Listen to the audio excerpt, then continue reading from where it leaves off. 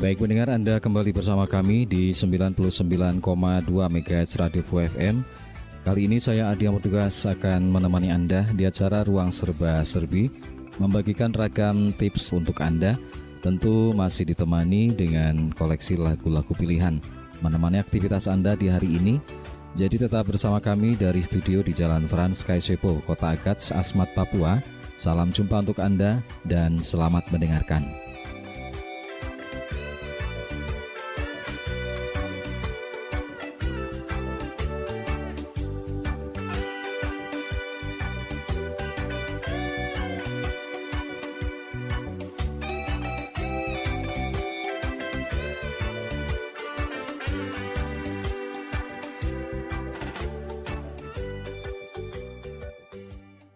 Baik sahabat pendengar Radio VFM, di acara Ruang Serba Serbi hari ini, kami akan bagikan kembali untuk Anda sebuah artikel tentang kiat-kiat sukses untuk menjadi pengusaha meski dengan modal yang ala kadarnya. Ada banyak orang yang memimpikan bila suatu hari nanti bisa menggapai mimpi menjadi seorang entrepreneur atau pengusaha yang sukses. Tetapi pada kenyataannya, menjadi seorang pengusaha yang berhasil bukanlah sebuah pekerjaan yang mudah. Karena selain butuh persiapan mental pejuang, tidak bisa dipungkiri bahwa memiliki usaha sendiri juga harus memiliki atau memerlukan modal. Tidak semua orang yang berkeinginan untuk menjadi wira swasta dianugerahi pula dengan kemampuan finansial yang mapan. Biasanya bila sudah begini, banyak orang yang kemudian mengundurkan diri ketika harus berhadapan dengan yang namanya uang. Padahal, jika Anda ingin berusaha, ada banyak hal yang bisa dilakukan untuk mendapatkan suntikan modal. Nah, sahabat pendengar, untuk Anda yang masih bermasalah dengan yang satu ini, berikut ini akan kami bagikan untuk Anda sebuah ulasan mengenai cara untuk mendirikan usaha dengan modal yang ala kadarnya. Selepas lagu yang berikut ini, Ruang Serba Serbi akan kembali untuk Anda. I don't think so. No, no, no, no. I don't think so. No, no, no, no. It's never, ever, ever, ever, ever, ever gonna happen. Baik sahabat pendengar, dari sumber hipway.com, kami kutip berikut ini beberapa cara untuk memulai usaha dengan modal ala kadarnya. Yang pertama, Anda membuat daftar kebutuhan saat akan membuka usaha. Klasifikasikan kebutuhan dalam beberapa kategori agar Anda bisa menentukan skala prioritasnya. Keinginan untuk membuka usaha sendiri bisa jadi terhambat jika Anda tidak punya cukup modal. Maka dari itu, langkah paling pertama yang bisa Anda lakukan adalah membuat daftar kebutuhan dan mengklasifikannya. Hal ini ditujukan agar Anda bisa mengalokasi dana minim Anda dengan sebaik-baiknya. Jangan sampai kondisi Anda yang hanya punya modal minim justru semakin parah karena tidak bisa mengatur keuangan dengan baik. Anda bisa mulai membagi kebutuhan ke dalam 3 jenis seperti untuk kebutuhan jangka pendek, menengah, dan jangka panjang. Cara menentukan kebutuhan apa masuk kategori di mana ini bisa dilihat seberapa esensialnya kebutuhan itu terhadap kelangsungan bisnis Anda. Semakin esensial atau semakin sering sebuah barang atau servis dibutuhkan dalam kegiatan berdagang, maka ini akan tinggi pula stratanya dalam hierarki kebutuhan bisnis Anda.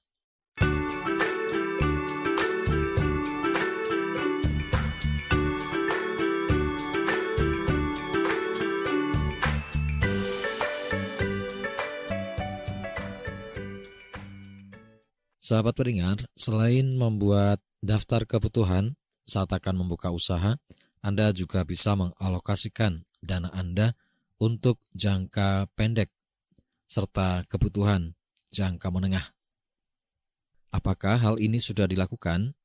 Jika sudah, maka manfaatkan dana yang tersedia untuk membiayai kebutuhan yang berada di kategori kebutuhan jangka pendek dan menengah.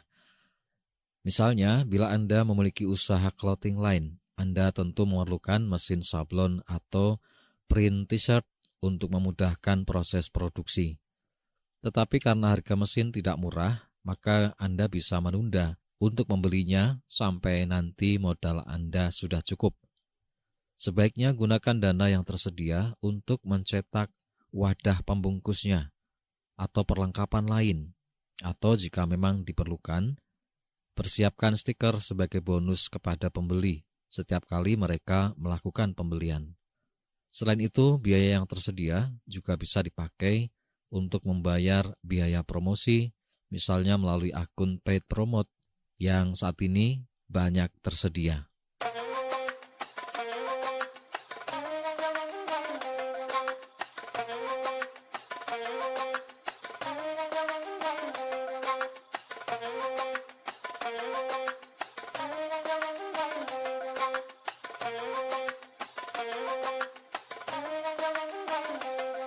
Pendengar masih dari sumber hipw.com. Ketika Anda belum sanggup untuk menggaji karyawan, maka keahlian teman-teman seperjuangan Anda bisa dimanfaatkan. Jika punya modal yang besar, Anda hanya perlu membuka lowongan dan mencari orang yang akan dijadikan karyawan. Tentu mudah melakukan ini karena Anda bisa memberi mereka gaji. Tetapi bagaimana caranya jika ternyata uang Anda hanya ala kadarnya? Salah satu cara yang bisa ditempuh adalah dengan mengajak mereka sebagai teman dengan visi yang sama, bergabung dan menjadikan mereka pekerja sekaligus pemodal. Anda bisa bekerja sama, membesarkan usaha bersama dengan teman Anda sesuai dengan keahlian yang dimiliki. Misalnya teman Anda yang ahli di bidang pembuatan web design bisa ditugaskan membuat website perusahaan dan kebutuhan desain lainnya. Sementara teman yang lain mungkin dari bidang manajemen bisa diminta membuat business plan. Nah, sementara untuk Anda sendiri yang mungkin ahli di bidang komunikasi, Anda bisa menyusun strategi komunikasi pemasaran agar produk Anda bisa diterima dengan baik oleh pasar. Radio Fu 99,2 MHz, suara yang memanggil.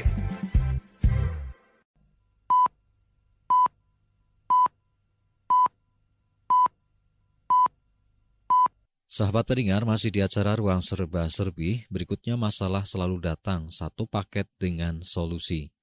Saat modal usaha tidak cukup, maka PKM atau kompetisi bisnis ini bisa menjadi ajang yang wajib Anda ikuti. Tidak hanya harus kreatif dalam merancang rencana bisnis, Anda juga wajib pintar memutar otak untuk mencari kucuran dana gratis. Di lingkungan universitas misalnya, ada pekan kreativitas mahasiswa yang biasanya mewadahi para mahasiswa agar bisa mengembangkan rencana bisnisnya. Modal ini bisa didapat setelah Anda berhasil mengikuti seleksi proposal bisnis dan mampu meyakinkan juri bahwa bisnis yang Anda rancang cukup kredibel untuk dibiayai oleh mereka. Selain PKM, ada juga banyak peluang-peluang lain yang bisa dimanfaatkan agar Anda mendapat modal. Beberapa bank di Indonesia misalnya juga sering mengadakan kompetisi bisnis untuk diikuti oleh para pemilik UKM atau usaha kecil dan menengah yang hadiahnya biasanya uang. Maka Anda tidak perlu buru-buru putus asa, karena kucuran dana bisnis bisa datang dari mana saja.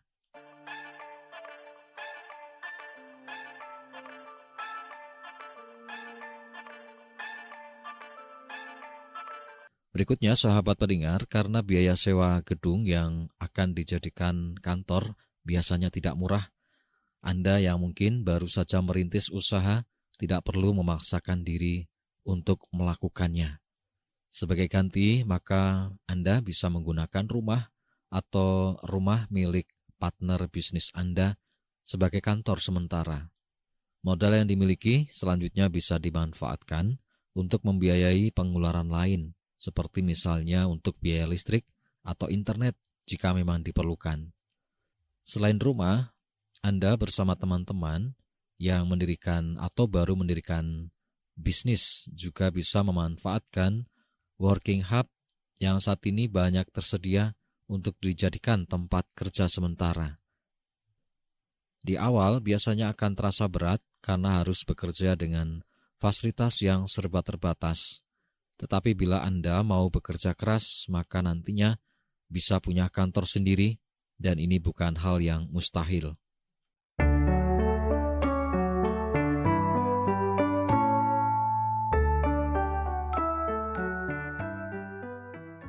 Sahabat pendengar, tahukah Anda bahwa dalam berbisnis, perkara promosi adalah prioritas utama. Agar barang jualan Anda lebih dikenal, maka Anda bisa menggunakan media sosial sebagai senjata.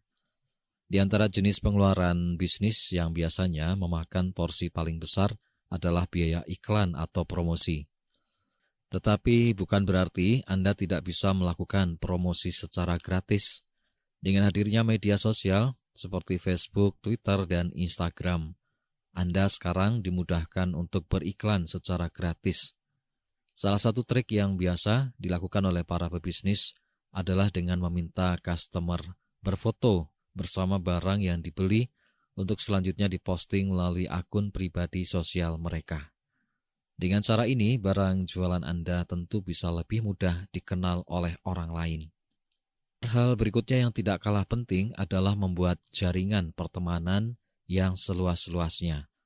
Karena modal usaha bisa Anda dapatkan dari siapa saja. Memiliki relasi yang luas ini memiliki banyak keuntungan, termasuk saat Anda sedang membangun sebuah usaha. Dengan cara berteman dengan lebih banyak orang, maka kesempatan bertemu dengan investor juga akan semakin besar. Maka dari itu, tidak mengherankan bila para pebisnis besar biasanya juga cenderung memiliki pergaulan yang luas. Selain itu, mengembangkan jaringan pertemanan tidak hanya berguna untuk menemukan investor. Besar kemungkinan Anda pun bisa menjalin hubungan baik dengan orang-orang yang sudah syarat pengalaman di bidang bisnis. Dari mereka, Anda bisa belajar lebih banyak lagi tentang dunia bisnis.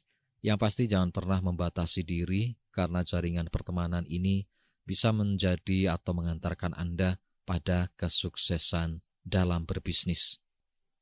Nah, pendengar, demikian beberapa tips atau cara bagi Anda yang mungkin saat ini akan memulai usaha.